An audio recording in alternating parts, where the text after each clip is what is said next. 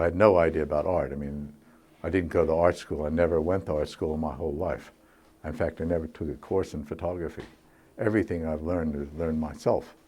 And so all of a sudden people were commending me for something I had no confidence in and no real understanding of, but I was all of a sudden getting praise that came from all over the place. So I started to get even more interested in what I was doing.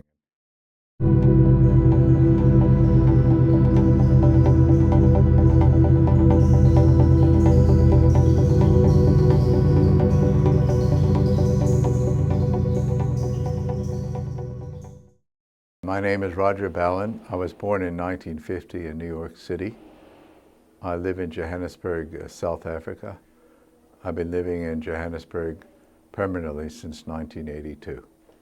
In the mid-1960s, my mother joined Magnum Photos as an administrator, and she worked with some of the most famous photographers in the world at that time.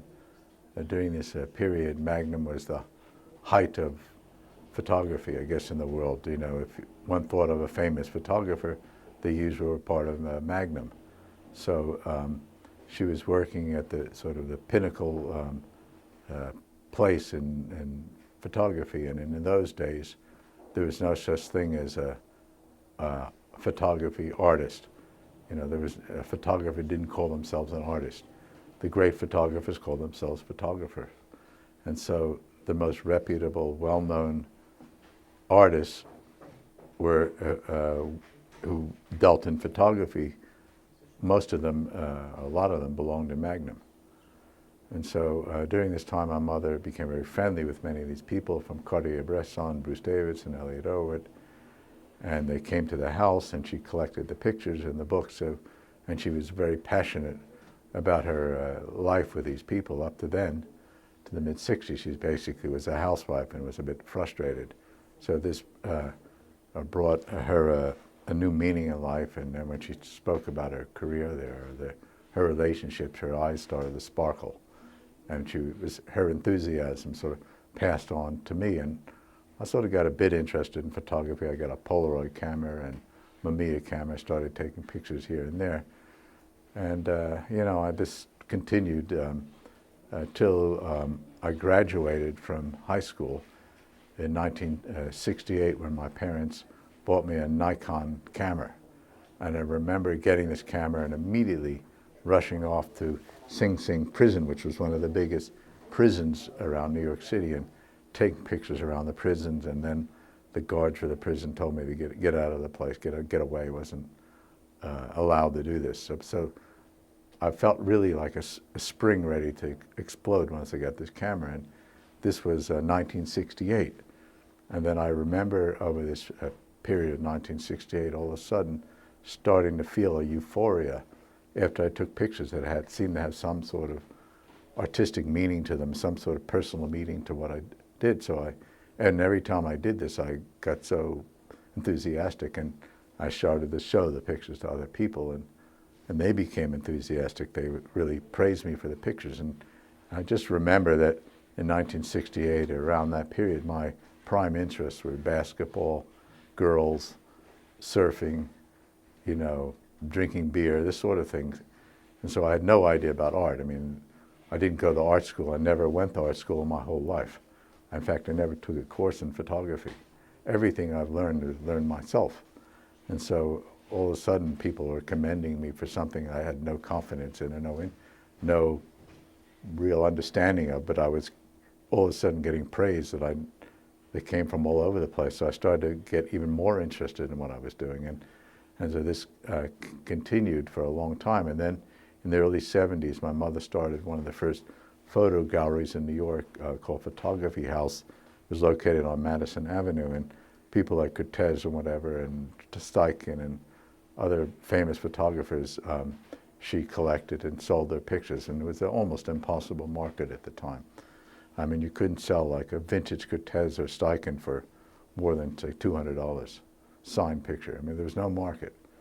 So it was a bit frustrating for her, but unfortunately then, around that time, she contracted serious cancer and then died in '73.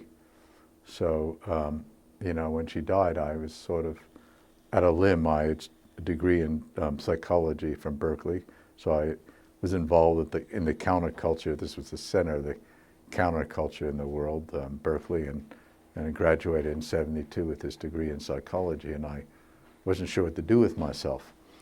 And I guess I was a bit not sure of myself. I was having a bit of an identity crisis, not knowing what I should do.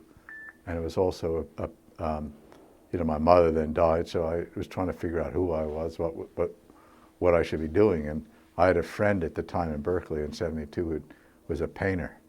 And he went on and on. He was one of my best friends about painting. Painting could do this and painting could do that. So when my mother died, I had a real need to express myself, so I took up painting. And this was a very, very crucial part of my whole career as an artist. So my mother died in January 1973. And from end of January '73 to more or less like June '73, I got really obsessed with painting. I must have did 30 paintings. And I was like, felt like a Roger Van Gogh almost. It's just painting, painting, painting, craziness, obsessive. I did photography too. Then, for various reasons, it just stopped. I can't remember why, it just faded out. I could see I had no future in this. There were strong pictures, but I wasn't about to exhibit them anywhere. And so I decided to make a trip. It was supposed to be a few months of Greece and Israel, and it ended up being 5 years, from Cairo to Cape Town, from Istanbul to New Guinea.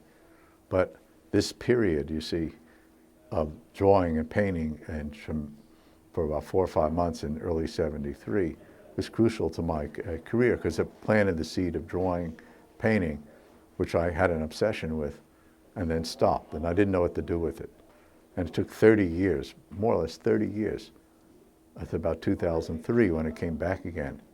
And what people refer to as the so-called Ballenesque in my photographs, that's the name of the new book, on the retrospective book. A lot has to do with painting and drawing in the work. And I really have, in many ways, it's a direct relationship to this early period in '73 where I didn't finish what I had to finish in painting. And I found a way to integrate painting and drawing into my photographs. And so this was an important period prior to this trip up to 1973, which is really the first part of my career.